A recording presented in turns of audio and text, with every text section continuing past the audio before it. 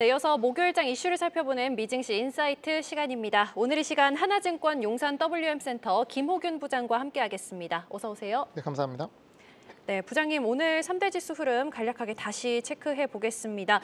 네, 오늘 다우존스만 좀 하락하고 있는데요. 그 이유가 아무래도 이 IBM이 도지 부서에 좀 영향을 받아서 한 15건의 계약이 좀 영향을 받았다 이런 얘기를 하면서 현재 개장 초반에 8%가량 하락하고 있는 것이 다우존스 좀 끌어내리고 있는 듯합니다만 그를 제외하고는 S&P 500 그리고 나스닥 같은 경우에는 상승폭은 좀 계속해서 확대가 되고 있고 반도체도 오늘 좋은 모습 가져가고 있거든요. 어떻게 보고 계시나요, 시장? 일단은 약간 진실공방으로 가는 것 같고요. 그러니까 이 트럼프의 말이 맞느냐, 중국의 말이 네. 맞느냐가 중요한 것보다는 시장의 반응이 더 중요하다. 그러니까 진실공방보다 중요한 거는 해당 이슈에 대한 시장의 반응이 더 중요하다 보여지는데 어떻게 보면은 트럼프의 말, 그러니까 미국 대통령의 말을 믿느냐 안 믿냐는 핵심이거든요. 그런데 지금 시장의 반응 자체는 중국이 트럼프 말이 거짓이라고 얘기하더라도 중요한 건 미국 입장에서 트럼프 입장에 시간이 없기 때문에 중국의 반응이 저렇다 하더라도 협상 가능성이 높아진 거다라고 보는 거죠. 그래서 중국의 반응과 관계없이 시장은 상승 쪽으로, 그러니까 하락을 하는 듯 했으나 지금 뭐 나스닥 선물 지수 같은 경우는 0.5 이상 올라가고 있는 그림으로 봤을 때, 그리고 미 국채 가격도 지금 올라가고 있거든요. 그러니까 금리 시장도 좀 안정화되고 있고 증시도 올라가고 있고 봤을 때 시장 자체는 이 중국과의 미국과 진실공방 이게 중요한 게 아니라 미국 트럼프가 시간이 없구나, 그러면 협상 타결 가능성은 높아지겠구나, 이렇게 시장이 보는 것 같습니다. 네, 좋습니다. 그러면은 바로 이어서 이 이슈로 넘어가 볼 텐데요. 앞서 말씀을 해주셨던 것처럼 트럼프 대통령의 관세 협상 가능성을 계속해서 트럼프 대통령이 언급을 하고 있음에도 불구하고 중국은 이를 계속해서 전면 부인을 하고 있습니다. 이렇게 좀 엇갈리는 입장이 이어지고 있는데 실제로 관세 전쟁이 조만간 매듭 지어질 가능성, 뭐 언제쯤 매듭이 지어질까? 이 부분은 사실 아무도 모릅니다만 어떻게 매듭 지어질 것으로 보고 계시나요? 저는 5월 내, 그러니까 4월은 조금 빠듯하다고 보여지고요. 5월 내 이 관세 이슈가 좀 사그라들 가능성, 그거는 사실 미중 간의 관세 협상이 진행되고 그 세 자릿수로 부과된 관세 자체가 상당 부분 내려와야지 가능한 부분이거든요. 그렇게 보고 있는데 그렇게 볼 수밖에 없는 어떤 근거는 아까도 말씀드렸지만 트럼프의 남은 시간이 많이 없다. 즉 지금 가장 아까 뭐 연준의 발표도 그렇고 IMF도 발표도 그렇고 기업 실적 발표에서 가장 나오는 것이 관세 얘기인데, 지금 이게 CEO들이나 뭐 CFO들이 난리가 나는 것은 정할 수가 없다는 거예요. 관세에 대해서 정확하게 어떻게 부과되는 건지, 면제인지 유예인지, 중국과는 어떻게 되는지, 기술 규제는 어떻게 되는지 정확히 알 수가 없기 때문에 시장 자체는 그런 불확실성 때문에 굉장히 곤욕을 겪고 있는 건데, 이런 부분이 지속이 되면 경기 침체가 오게 되고 기업들은 투자를 못하게 되고 실제 IMF가 경고한 것처럼 0.9% 정도의 성장률 하락이 될 수가 있는 거거든요. 그러면 그렇게 되면 걷잡을 수 없다. 그러면 그렇게 되기 전에 이상을 해결해야 되는 트럼프 입장으로 봤을 때는 중국과 협상 가능성은 높다라고 보는 겁니다. 네.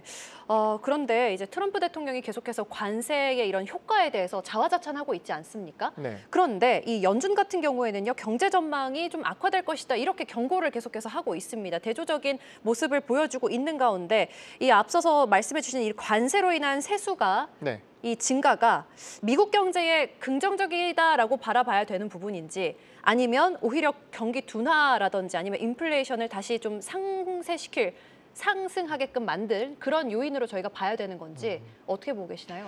관세의 긍정적 효과를 강조하는 거는 트럼프 대통령과 몇몇의 지지자뿐만일 겁니다. 그러니까 지금 최근에 관세 수익이 많이 늘었다는 데이터가 나오는데요. 그거를 좀 면밀히 따져보게 되면 최근에 부과한 보편관세에 대한 관세 수익이 아니라 이전에 관세 부과 전에 관세 부과 예상돼서 많이 땡긴 수입 자체가 늘어났기 때문에 그거에 대한 관세 수익이 늘어났다는 부분입니다. 그러면 실제 관세가 부과되는 부분 이후의 관세가 사실은 이제 좀 늘어날 수는 있겠으나 관세 수익으로 인한 증가분보다도 경기 침체라든가 기업의 투자의 철회라든가 이런 여러 가지 불확실성으로 야기되는 그 법인세 감소 효과, 훨씬 크다고 보는 겁니다. 그리고 일단 트럼프가 생각하는 이제 그 관세 수익, 그리고 어떤 리쇼링 기대감이 있는데, 그리고 정부 지출을 줄이려는 수치가 있잖아요. 근데 최근에 트럼프가 관세를 부과하면서 발생된 주가 하락, 그러니까 증시의 하락 그 분 자체가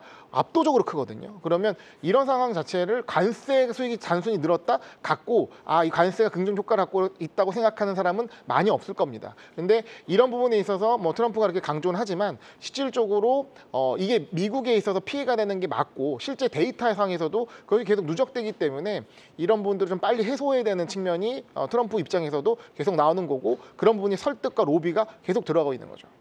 네, 지금까지 나오는 이런 하드 데이터나 뭐 데이터들을 봤을 때는 아직까지는 좀 괜찮게 나오고 있는 부분들이잖아요. 뭐 프론트 로딩이다 이렇게 이야기를 하면서 좋게 나오는데 만약에 관세에 대한 효과가 만약에 지표에 나타나게 된다면 네. 정말 괴리감이 크겠네요.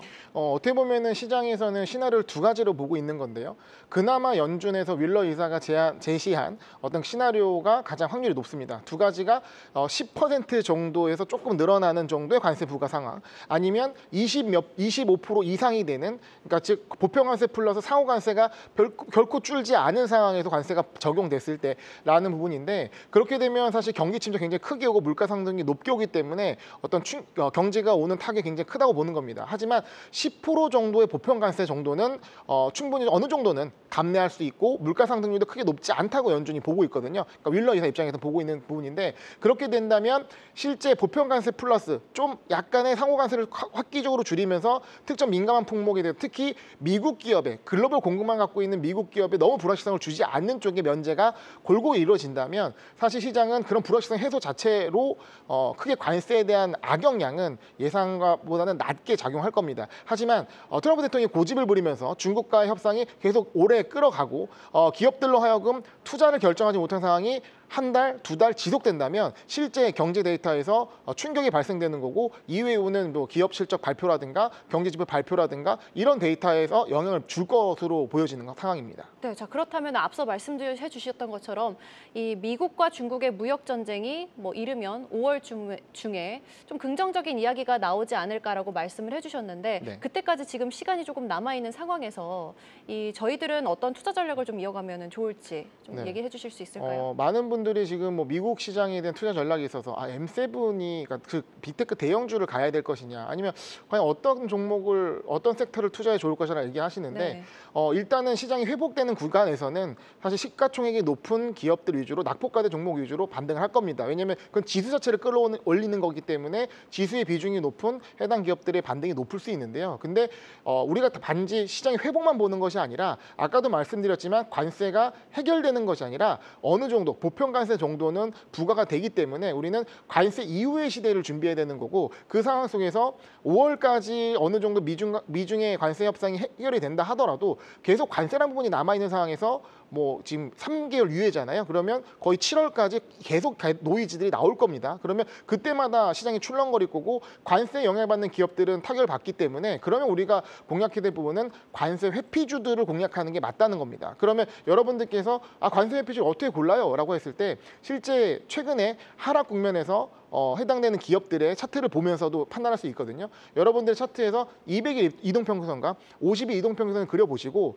시장이 급락하는 구간에서 해당되는 기업이 200일 이평선을 깼는지, 그리고 현재 반등 국면에서 50일 이평선 회복했는지 보시게 되면 해당되는 기업들, 뭐 이제 넷플릭스도 대표적일 거고요. 뭐 팔란티어 같은 기업들 같은 경우, 그리고 월마트, JP모건 이런 기업들은 해당되는 그런 그 조건이 부합되는 기업들이거든요. 그래서 이 우리의 포트폴리오에 너무 관세 영향을 받는 기업들이 많이 있다고 한다면 관세 회피주 쪽에 포지션을 갖고 있어야 관세 흔들리는 상황 속에서 회복도 같이 누릴 수 있다라는 전략을 짜볼 수 있을 것 같습니다. 네, 잘 들어봤습니다. 지금까지 하나증권 용산 WM센터 김호균 부장과 함께했습니다. 도움 말씀 고맙습니다.